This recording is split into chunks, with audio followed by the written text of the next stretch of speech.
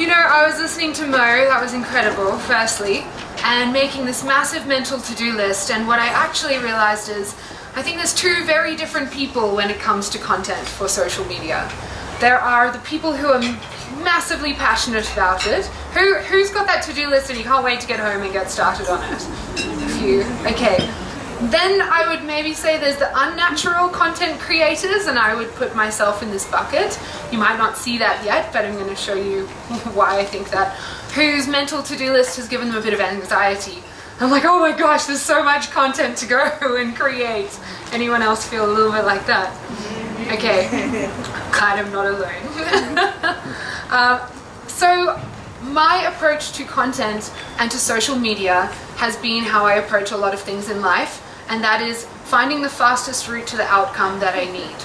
And so as entrepreneurs, obviously we're very time poor, and sometimes we have to do that. And so I think it's amazing for me to be standing up here after Mo and sharing hopefully some of the shortcuts. And the fastest shortcut really is personal branding.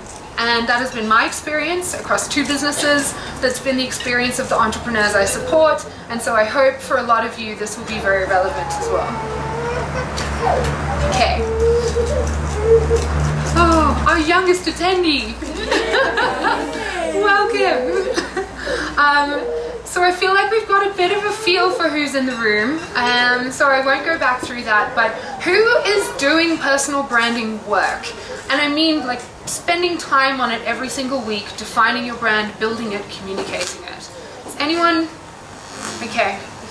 It's quite an awkward thing to do. It's much more comfortable to work on a business brand, something that's kind of over there. It's much safer, there's no risk if it doesn't work out. I also felt like that. So can anyone who has been working on it, do you want to share your personal brand? Could you sum it up in a few words? I see, yeah? Yes, please. Oh my gosh. All right. Okay. So in my case, it's kind of accidental personal branding that just ended up becoming personal branding. What was the question? Just describe your personal brand to us. Okay, I guess. Good.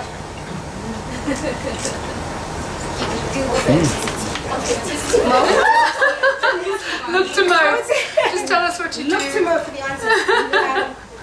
I guess it's authenticity, vulnerability, and I use the vehicle of fitness and overcoming limiting beliefs to do so. Perfect. I guess. Amazing. Yeah. It's an uncomfortable thing to stand up and tell people about yourself and your personal brand, right?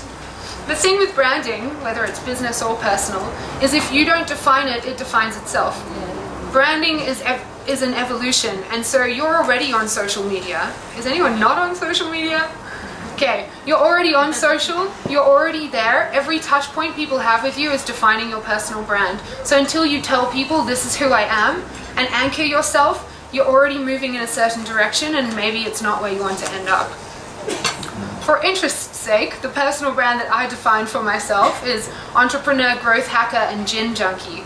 So I feel like this gin bar is just for me. Okay, guys, I'm not going to go through, where am I clicking? There, okay. We know social media is huge, right? The platforms that I primarily build on and will be talking about is Facebook and Instagram. Every single person, basically, all of your customers is on one of those platforms. It's absolutely huge. It's got, actually this one's interesting, Facebook accounts for 1 in every 6 minutes spent online, 1 in every 5 minutes spent on mobile. 80% of millennials check Facebook before they get out of bed in the morning.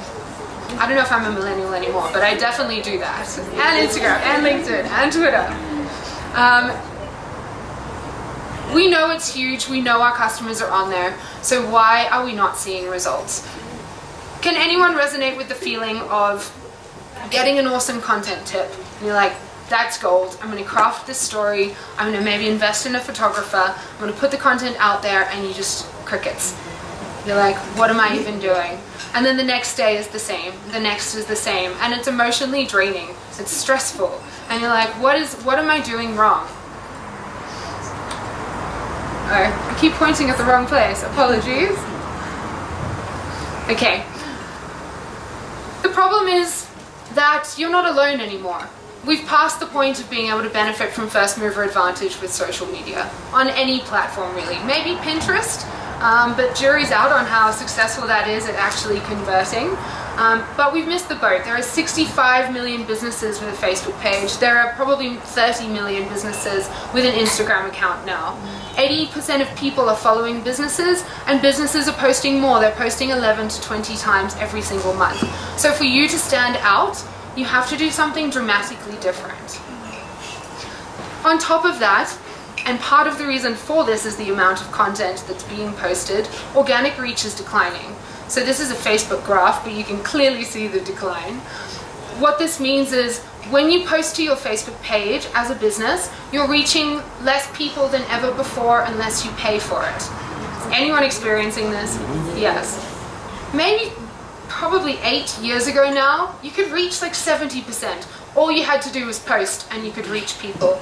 Now that actually says 1.2%. You probably can't see it. That's freaking insane. So creating the content is one thing, but how do you actually get it seen? How do you get it differentiated from all the other businesses who are probably getting similar tips from similar people? How do you stand out? This is other platforms. I showed you the other one because most of them are under here. That's a 5% line, and the organic reach on, this is Instagram, LinkedIn, Pinterest, Twitter. Actually, I lie, this one's Instagram. We've still got some good luck on Instagram. All of the other channels are under that 5% mark. So it's hard as a business to stand out and get seen. Also, and such a good key takeaway, social is about being social. This is what the platforms are working on. Facebook and all of the channels are actively changing their algorithm to make it better for people, for friends to connect, and they're pushing business and branding and media content down. I'm gonna get to some of the good stories, don't I? Okay, so how do you stand out? Use memes of Mr. Bean. It's you, it's your personal brand. And that's what we're talking about tonight. Your key differentiator in a business. None of us here are running Uber, right? We didn't start Uber, we didn't start Facebook. We're not running a mega brand that already has no like and trust built into it. What we do have is ourselves, our stories, and our credibility. So, meet Lauren Dallas. My name is actually Lauren Davis. Mic drop, but it's stuck on my head. So, Lauren Dallas is my middle name. But this is my brand. This is my personal brand. And it's something that I have actively been building since, I would say, January last year, so coming up to about 2 years of properly building it on social media. So you can see my main account is lauren.dallas on Instagram with almost 14,000 followers, and then I also obviously run the Future Females account, which is just past 23,000. I wanted to give you a few minutes background on me just so you can see where I came from and got to this point. I actually was a massive choir nerd back when I was 18. I wish I could say like 10 or 11. But I used to tour the world singing in cathedrals. That's where I started. My first real job was at eBay 10 years ago, working in e-commerce. I was really attracted to it because in essence, it's helping people build their businesses online. And actually, that's not true. My first job was delivering fertilizer samples. It was a company called King Poo, and that's how I got the job at eBay. All my CV had on it was King Poo, and they were like, I had to meet you to know what this was. I was like, hire me. Anyway, this is where my journey started. This was 10 years ago, just after Facebook had started. I was in the innovation team because social media was innovation back then. It was like, we're just gonna dabble in it and see if it becomes a thing. Of course, as you do when you're young and you've had a couple of years in corporate, you think you can just go out and do it on your own. So I started a marketing consulting firm called Hello Sailor Consulting, and of course was working from bed with a glass of wine next to me in the middle of the day. I'm like, this is amazing.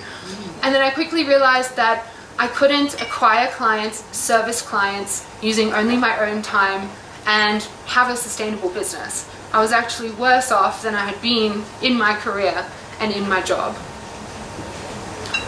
This is when I fell in love with online and social media. So I've actually started 5 businesses. I'd say I've had 1 horrendous fail, 2 closures, and I'm currently running 2, the Growth Academy and Future Females. These are the horrendous fails on the right and the less horrendous fails on the left. What I was doing is on social media looking for a trend and just starting a business following the trend. I hadn't really tapped into why I was doing something and who my audience was and how I could bring those 2 things together. I just really love this. Do you guys know this movie? It's quite dark. It's Groundhog Day. Love it. Love the movie. Hate the feeling. Every day you wake up and you're like hustling, right? You're hustling, you're creating content, you're pitching, you're doing all of the things that you need to do, and you're just not getting anywhere. This is how I felt. So I moved to South Africa, the land of opportunity. I moved to Cape Town 2.5 years ago. And I just really had this aspiration to support entrepreneurs to start businesses. I had visited 2 years before and I just saw like there's such a need for it. Hadn't been to Namibia at that point, maybe I would have changed my plans. So I started the Growth Academy, but what happened is I moved and I lived, this was my first apartment there, but it didn't have any Wi-Fi. So I tapped into the factory next door, tapped into their Wi-Fi, and was trying to start this brand, trying to attract people online without having met any entrepreneurs in the country and without really knowing like what I was doing and why I was doing it and how I could attract the right people. Then we started Future Females. So I got out there and I was like, I need to meet entrepreneurs. I need to actually understand their need. And this is what Mo was talking about, actually getting to know people. What are their challenges that you can help them with? What are the thoughts that they're having? What are their stories? And how do you bring all of that together? And I joined an accelerator program. It had 80 entrepreneurs in the program and not a single female founder. It was shocking. There were founders from Kenya, from Hong Kong, from the States, from all around the world, and not a single female founder. So the day after we launched Future Females. I know this part is not about personal branding, I just wanted you to know a little bit of where I came from so that you can understand that putting myself out there in front of thousands of people and launching this business through others in different parts of the world, that did not come naturally to me at all. I was very used to sitting behind a desk, operating on social behind an eBay brand where pretty much anything you post is going to be liked because it's, you know, they have huge budgets as well. This is me now. A couple of the things I've mentioned. Actually, I got engaged last week, so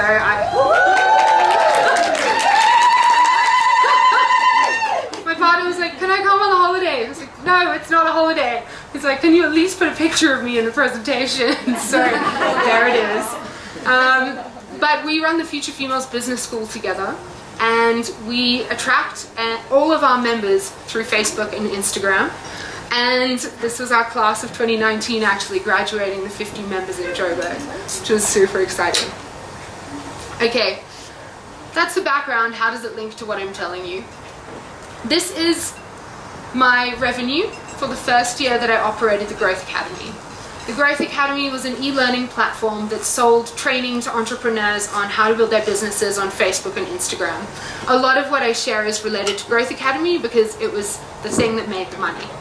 So some of your revenue charts probably look like this, and typically people don't put them up if they do, but here's what happened. October I made my first revenue, and it was actually me doing a test purchase. I was like, does the payment system work? Yes, it does. I'm profitable. Anyway, so I start growing this business under this logo. Get a few sales, comes into December, January, and I was like, no, just, you know, it's a lot of work, it's not that much return, I'll start again in the new year. Started here and started getting a few sales, but I also started getting emails that were like, hi, the Growth Academy, I'm really struggling in my business, can you help me? And people following us on Instagram and tagging and being like, you know, hi, the Growth Academy, you know, real world stories about struggling to grow, struggling to find their purpose. And it just felt so disconnected, you know? I was like, it's me behind the scenes, and if I'm not willing to step out and own my space and offer the real value and connect with them on a personal level, how can I expect them to buy from my business, right? There's a lot of fear that comes with doing that. I was much safer behind the logo. But I stepped out for that reason, and then what happened, and why I'm talking about this today, is that my revenue took off. Because suddenly people are buying from a person, and they can know you, they can like you, they can trust you, they know your story, they know that you're there if they message or on the other end of the phone. So obviously I'm selling information products, but these strategies work if you're a product-based business, if you're in the service industry, you own your space and you're a thought leader and you have credibility in that space. Okay, so how do you build your personal brand on social media? Firstly, you need to know what it is and discover it and truly define it in a way you can easily communicate. Second, you need to punch fear in the face. Some of you might not have this problem. Some of you might be like, just hand me the live video and I'm good to go. Or like Adele, who doesn't tell you it's on. She just runs up. It's like, you're on live to future females Namibia. And then the third step is start communicating as you. Okay. The first thing to know is that social media is about selling the dream. People really do not give a crap about your product or service. It's like what Mo was illustrating. And I'm not going to yell like you are, but it was so true. You're like, buy my product, buy my product, buy my product. People don't care. The really harsh truth is that a lot of us are not building a business that's wildly different from someone else's. Or at least there's a substitute for your product or service that someone else could have, even if that substitute is doing nothing. People really just don't care. They're there on Instagram and on Facebook to connect on a personal level. And so I really wish you guys could see this. This guy, I just love him. His name is Mike Vestal. You can look it up later. He reported making $1 million in 1 month from Instagram and YouTube. And he has 30,000 followers. So not like out of the realm of possibility, right? $1 million. And if you look at his account and do it later, you cannot see at all what he is selling. Does anyone have any idea what he's selling? You guys can probably be the only ones who can see it. His body. His body. I mean, maybe I would pay good money for that body. But in female form. No, so he sells affiliate marketing, which Mo was explaining before, selling other people's products. You would not know that at all. What he's done is build a personal brand that is selling the dream. And so then, when you see his ad, and of course he talks about the product in some captions and stories, you go, wow, he works in this, he offers this, and this is his life. I want the outcome, so I'm going to buy the product. So it's really about making that connection. What is your brand? What is it that you stand for, that's your truth, that resonates and attracts people in at like a values level, that will then sell your product and service for you when you bring it in. Does this make sense to you guys? Yeah. Cool. The other thing to know is that social media is a value exchange. Same thing. It's not just product. It's like free, marry me. You guys heard that saying? It's like give value, then ask for something in return. And on a really fundamental level, a like is someone giving you something. So what are you giving them in exchange for that like? Why would someone follow you unless you've given them a reason, given them real value that supports them at their core? Okay, so how do you decide this? How do you decide what is the value you're going to offer? What is the content you're going to post? I want to start with this exercise, which is finding your zone of genius, because this is what really helped me. Has anyone defined their zone of genius before? No. Okay, it's something, I'm obsessed with Brene Brown, and she's freaking amazing. She's like my idol. But she talks around this concept. And the whole idea is that you can operate in 4 different zones in your life. And most likely you're flowing through the different zones at different points of your day and week. So there's your zone of incompetence. This is where you're just doing stuff or talking about stuff or posting stuff that you just don't really know about. You just think it might be a good idea. So you're not that good at it. It doesn't differentiate you against other people. Then you have your zone of competence. This is where you're doing something that you're relatively good at, but it doesn't set you apart in any way. Typically, if you're working a 9 to 5 and you don't love it, it doesn't give you energy, then you're probably operating in your zone of competence. And actually, this is the most dangerous zone because you can get stuck there. The third is your zone of excellence. This is when you're operating, talking, presenting about a space that you're very skilled at. People might know you for it, but you don't feel fulfilled when you're talking from that space. So I was selling Facebook programs and Instagram programs. That's my zone of excellence. I'm really good at social media, but it wasn't fulfilling me on a fundamental level if that was the only thing that I was doing. Your zone of genius is something you are exceptional at. This is like, it's your innate skill. It's the you, not just the do. It's like, this is me, and this is where your brand really lies. Okay, how do you actually find out what your zone of genius is? I'm going to give you guys questions. As with any journey of self-discovery, you're not going to walk away from the end of tonight with the answer, unfortunately. But you can walk away with the questions that will help you get to the answer and that helped me get there. So maybe we can also share these in the email after. Okay, this is how I got to my 3-word personal brand that underpins pretty much everything I talk about. What are you really good at? This one's quite easy. What do you frequently get asked for advice on? The third, what gives you the most energy when you do it? Or conversely, what is it that tires you out that you should probably make a plan to stop doing? 4, what would you do for free if money was no object? 5, what keeps you up at night, but in a good way? Not that anxious, oh my gosh, I have to do this tomorrow way, but in a positive energy way. And then 6, what unique experiences have you had in your life that could add value or benefit for someone else? Okay, we'll definitely send these around. Oh, and 7, sorry, what makes you feel truly satisfied and happy? Because really, isn't that why we do what we do at the end of the day? Okay, these are my 7. You can have a lot of answers for each of them. Community, social media, fun, travel, activating new ideas, living and working around the world, and human connection. This has become my brand.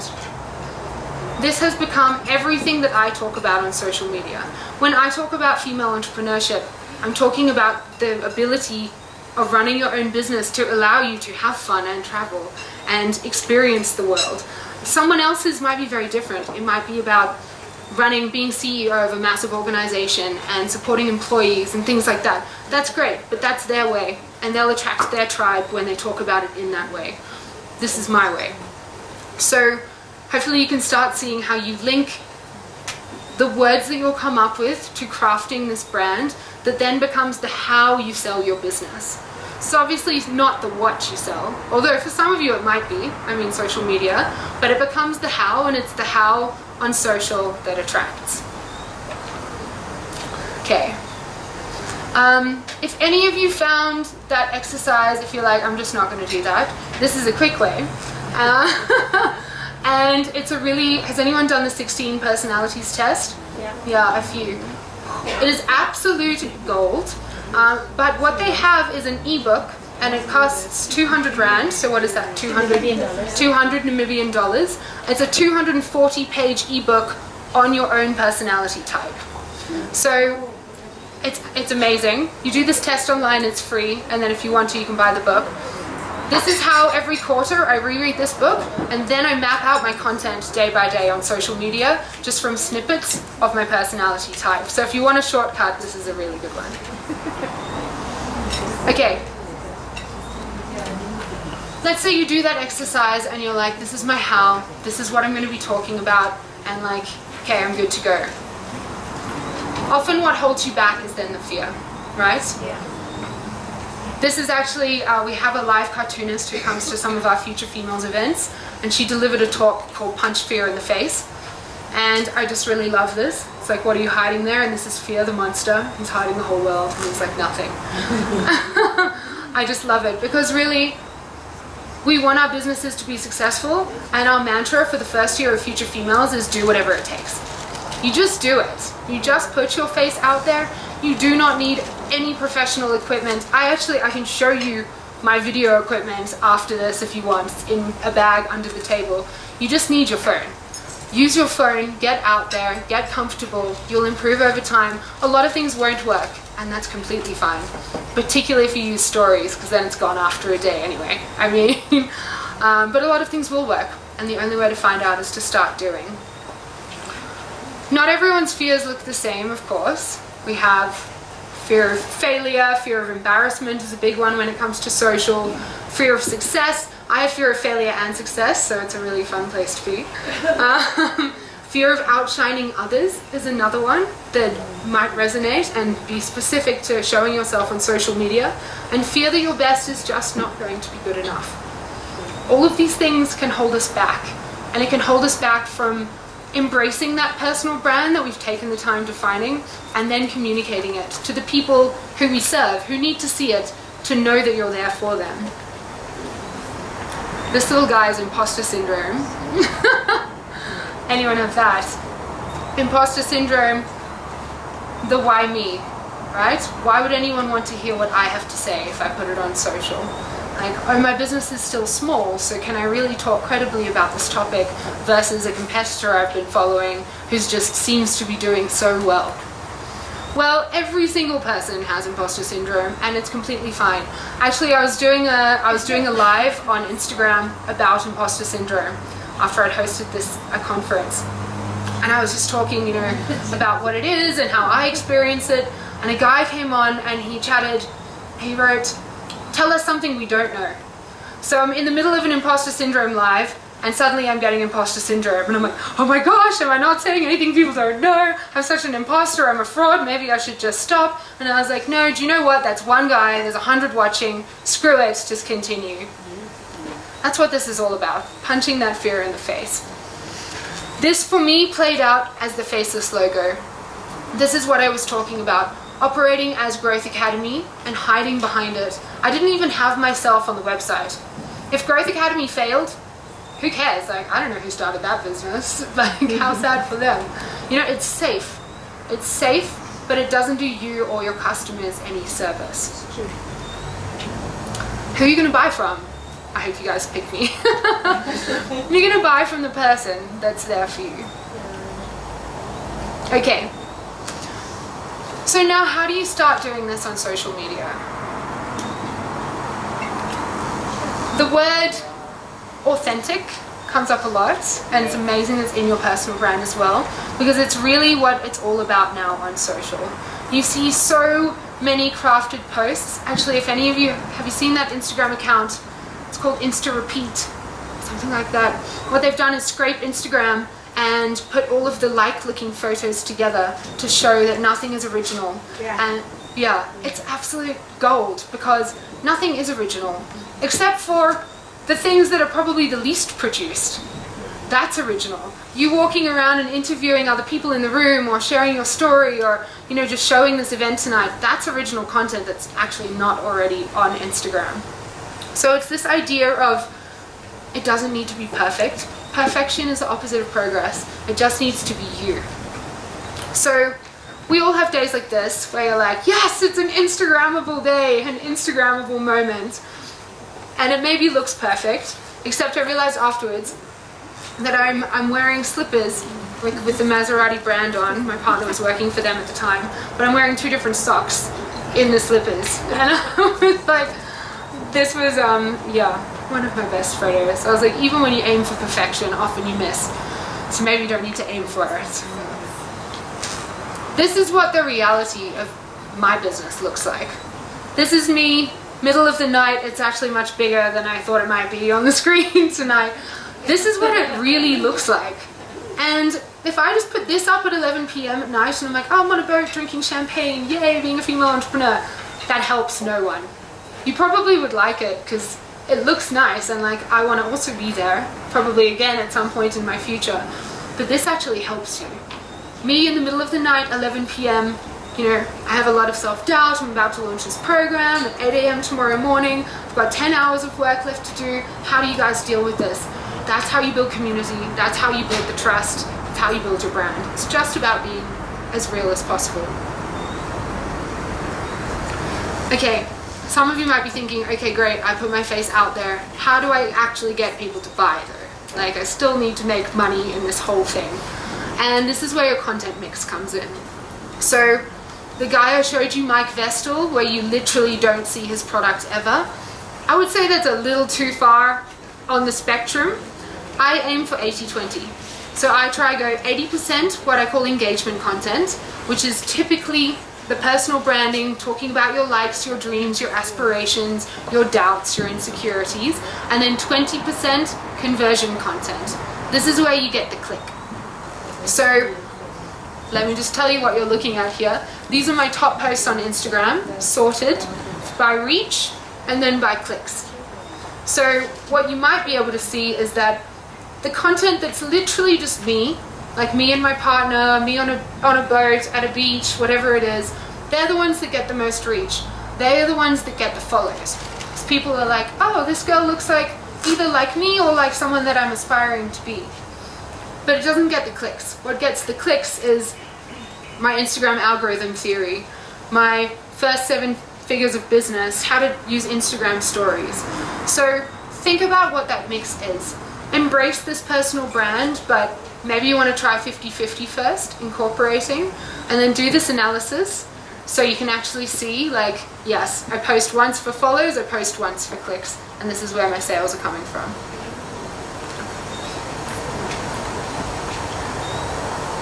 These are my best performing Facebook ads. So often, and what I was selling here was a Facebook marketing program. You wouldn't know it, but what I quickly realized is a picture of me, a smiling face making eye contact from the Facebook news feed, from the Instagram feed. That's what people click on.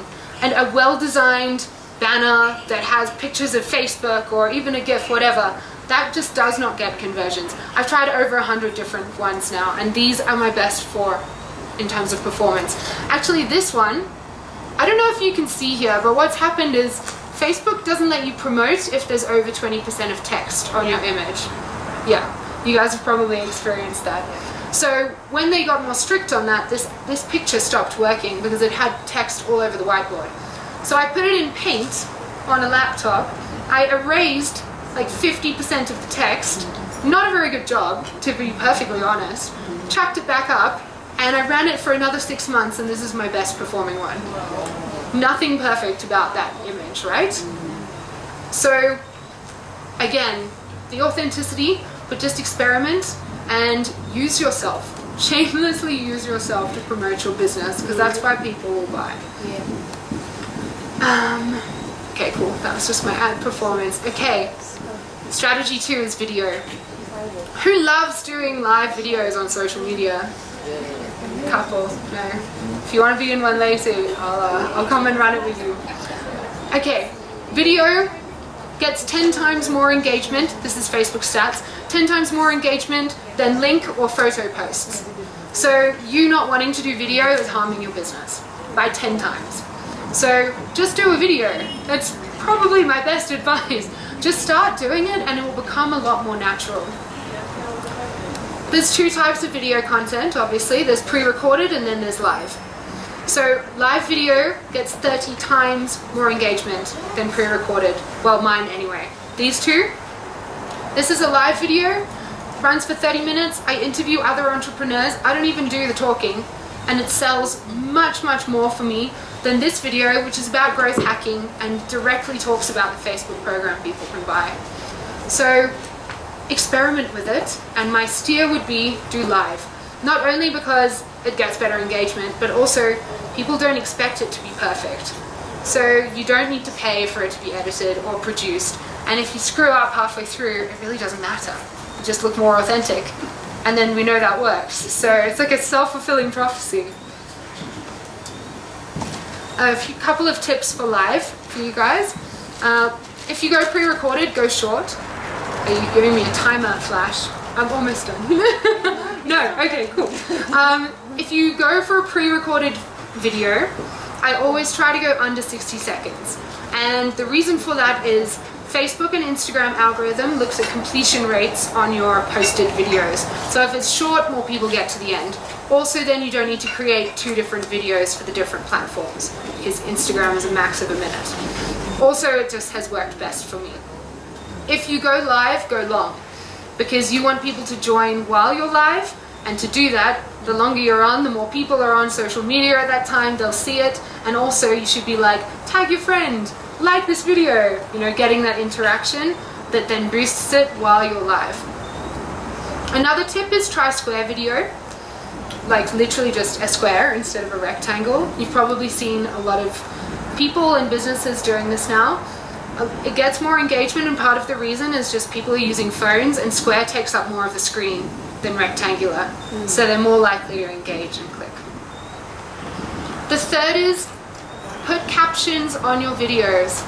82% of people on Facebook, it's actually lower on Instagram, but on Facebook, 82% of people watch videos without the sound on. So if you don't have captions, they're just seeing your pretty little face saying something, but you're adding no value, therefore you're not going to get the click and you're not going to get the sale. So Facebook has an auto caption generator you can use. If it's for your ads, just send it away, add captions.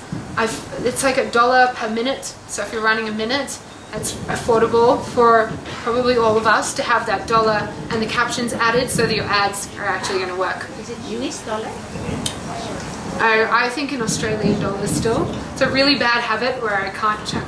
So it would be like 14 Namibian dollars. Yeah. Have captions added like professionally. And then the last tip with video is post directly to Facebook. So if you're building on YouTube, amazing, and come and help me with our YouTube. But if you're working on YouTube, great, but don't just take your YouTube link and put it on Facebook. Facebook wants to keep people inside their platform, so they don't like it if you're trying to send people off. So take the video, download it, put it into Facebook natively, upload it, and then you'll automatically see better engagement. Okay. Strategy 3 I'm going to leave you with, and really it just aligns with what Mo was saying about being social on social. If there was a hack for this, I would have found it, but it is about being social and being there and having meaningful interactions. This is the foundation of Facebook's algorithm, is based on meaningful interactions. What does that mean? It means you want comments and shares over likes, like bait, like captions that just say, like this if you like candy or whatever it is. That doesn't work so well anymore. Richer engagement is what works. You want comments, you need to be asking questions, you need to be replying, and you want shares. Personal responses, time spent on post matters. This is why video is still very effective. Consistent frequency of post. Consistency is king, content is queen. I don't know, maybe you would flip that, but if you can't post every day, then don't post every 2 days. But try to avoid the I'm going to post so many times this week and then I'm exhausted from making all this content, I'm going to have a break. Keep it consistent and keep it relevant. Once you've crafted your brand, that is all you need to talk about. Repetition is not an issue when it comes to social media. You saw that 1.2% is the organic reach. I mean, on Instagram, maybe it's 30%. So every 3 times you post, someone might be seeing, no, every 30%. Yeah, every time you post, only 30% is seeing it. So you can say the same thing at least 3 times before you have any concern of, boring your audience. There are accounts that post the same exact thing every single day. One of my favorites is like hot men drinking coffee. That's a good one if you want to kill some time. Okay. They were some of my tips and a little bit of my story. So I hope that you can see why building a personal brand can be beneficial for you and how to, package it up and market it in a way that also supports your business. Hopefully I've helped you punch fear in the face. I'm sure it will crop up again, it always does. But if you ever need help with lives, that's what Adele is here for. And start communicating as you. Yes, question.